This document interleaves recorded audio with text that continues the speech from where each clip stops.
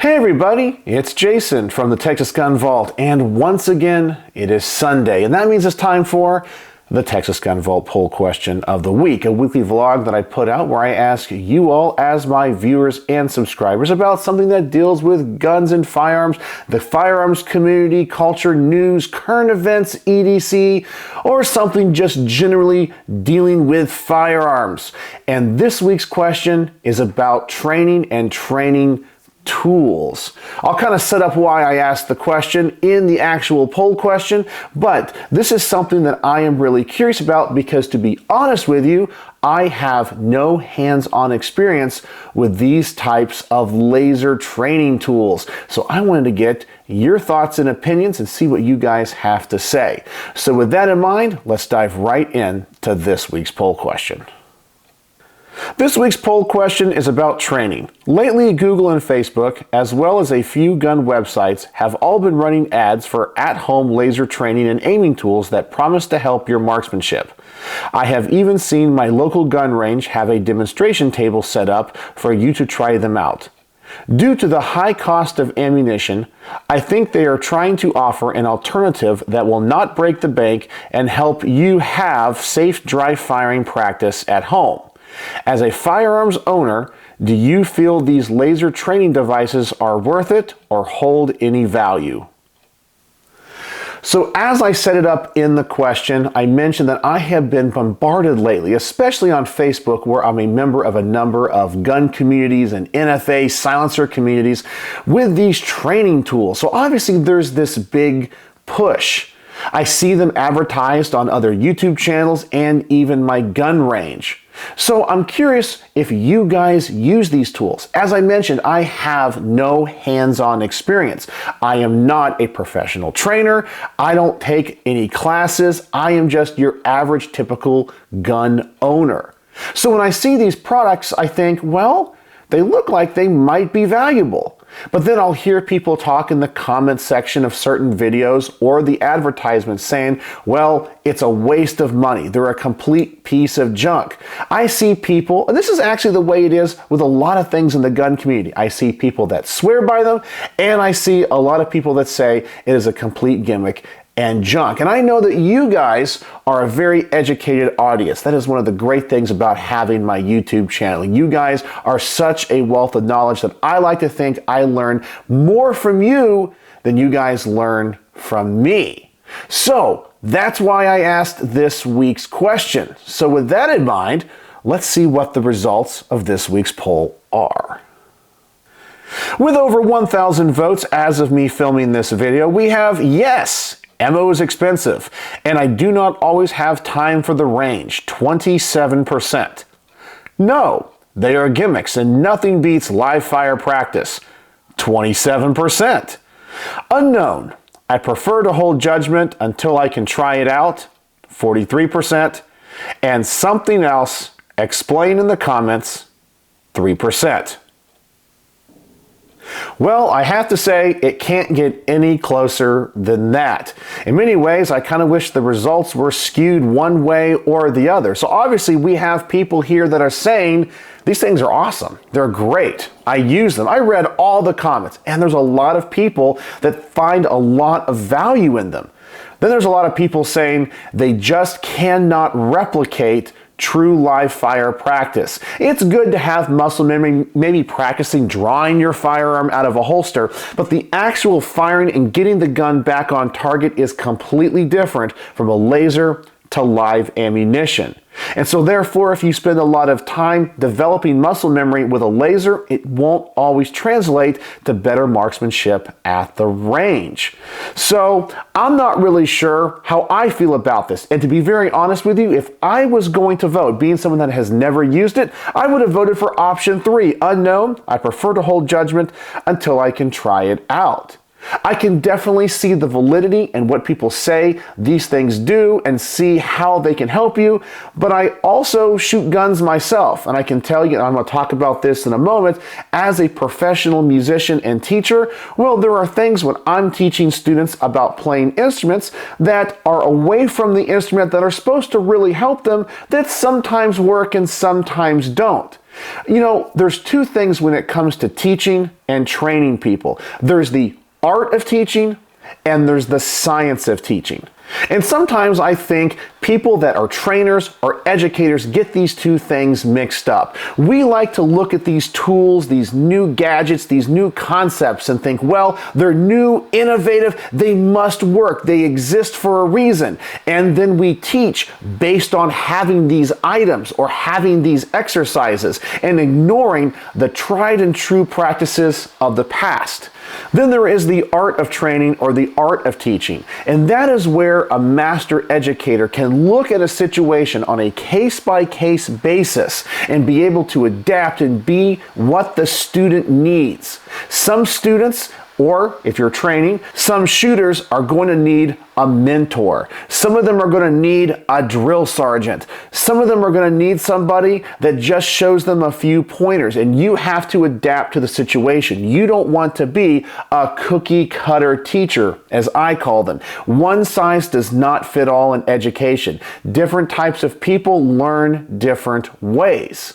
So maybe for some people, these tools are absolutely fantastic. And for others, they are a waste of time. And that's why we got such an even result. But let's break each one of these down and I'll talk about them. First, we have, yes, ammo is expensive and I do not have a lot of time for the range. Now, this to me is where I do agree with the concept of ammo is really expensive. And so actually training with your gun, drawing it from a holster, working on aiming it at a target, pulling the trigger, getting used to the reset, the pull weight, manipulating the action, that are really good skills to work on and develop. And so especially when it comes to having to draw fast and using this laser on the target, well, I think it might help, especially on the first shot. So it's why I was saying in concept, I can definitely see how these things would be great tools for some people. But I also think there is a huge disadvantage to them. And that's what I'm going to say when it comes to no, they are gimmicks and nothing beats live fire practice. To me, these things could potentially cause a training issue. Now, I know for myself, someone that handles firearms all the time. I am constantly safety checking and clearing my firearms, even ones that, for example, I have out here on the workbench. Here's my FN 502 that I actually need to spend some time cleaning today. I am always checking it. Right now, I know this gun is empty. I'm going to set it back down here and film the rest of this video. And the first thing I am going to do when I pick it up before I clean is safety check the gun again. I'm constantly safety checking the gun. But that's because I'm around guns all the time, and I know many of you are as well. My concern is for the people that just kind of casually own guns, know enough to be dangerous, as I like to say, and I don't mean dangerous as they're actually going to hurt others. They just know enough to be safe with them on a basic level, but they don't handle them and manipulate them all the time. My biggest concern is developing the muscle memory of a snap cap or a laser firing mechanism where you don't have to worry about safety, and therefore you can become lackadaisical when it comes to handling a firearm around other people. So for example, as I mentioned, this gun is safety checked and there is nobody else here in the garage. This is a safe firearm. I am in a safe environment.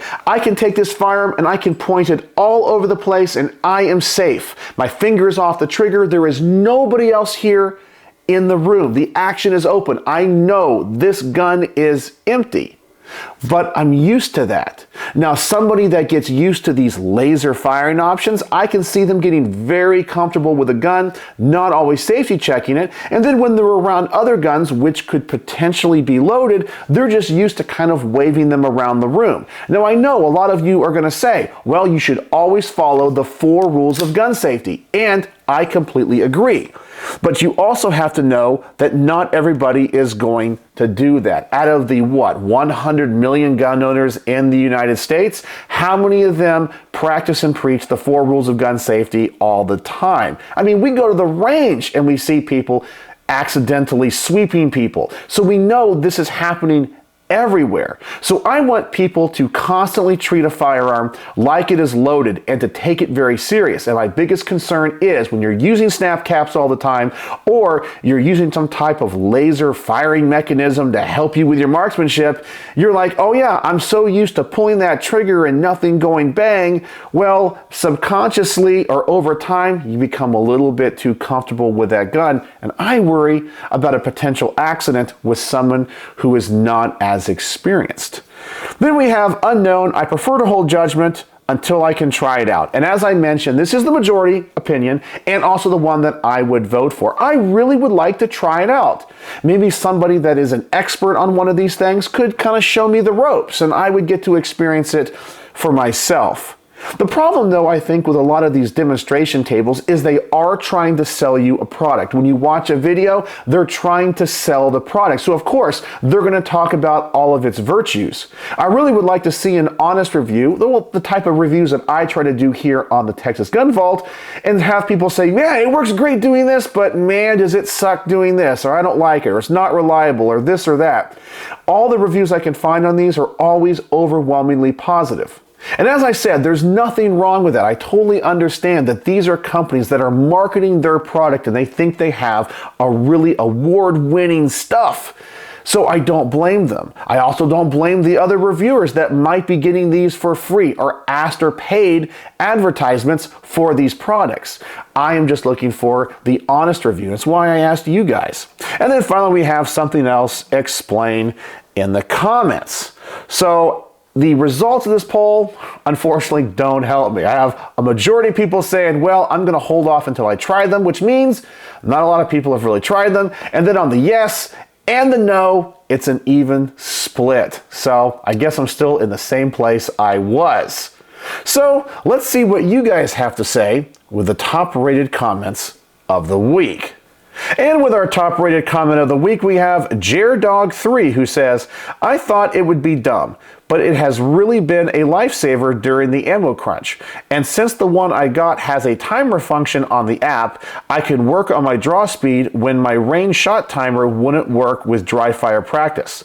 And in the last class I took, the instructor called me out and said he could see I've been doing dry fire practice. Sometimes I don't even set up the app, but I still insert the laser cartridge because I can see if I'm hitting my target, and it's nice to know that even if I wanted to, I couldn't even accidentally fire off a real round. So I think his comment encapsulates everything I said earlier. There are definitely a lot of pros in theory, and I'm glad that this product is working for him. But at the very end, he says, I'm glad that I know I can't accidentally shoot the gun. And that's the only concern I have, not with this person in particular, but with inexperienced people that might get a little bit too comfortable with these laser pointers. And one of my concerns, it would be a very immature person almost treating a real gun like a laser tag gun. And I think that would be really bad because you never want an accident to happen. We have to be as responsible as we can with firearms. Then we have Milton Oliver, who said, I'd try it out, but you can do a lot of dry firing. The only thing you can't get is recoil management.